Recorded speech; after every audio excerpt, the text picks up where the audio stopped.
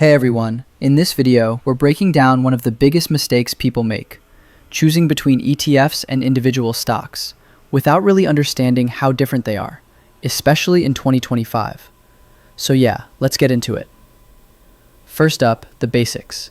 A stock is just one company. An ETF is a basket of companies, sometimes dozens or even hundreds. So with one ETF, you're spreading your risk across a whole chunk of the market. Now, the big mistake people make is assuming they behave the same way. With a stock, everything depends on that one business. If it tanks, your investment tanks.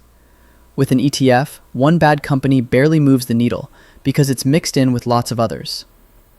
Performance in 2025 still follows that pattern.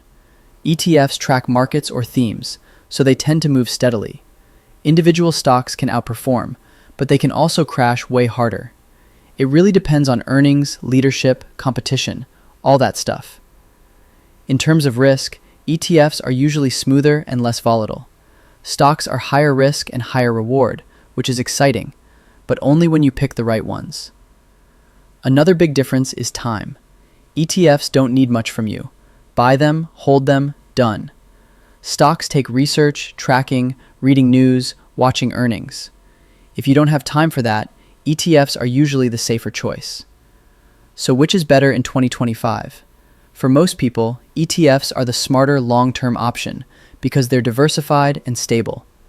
Stocks are better if you like researching companies and you want the potential for bigger gains. And honestly, a mix of both works for a lot of investors. And yeah, that's the quick breakdown.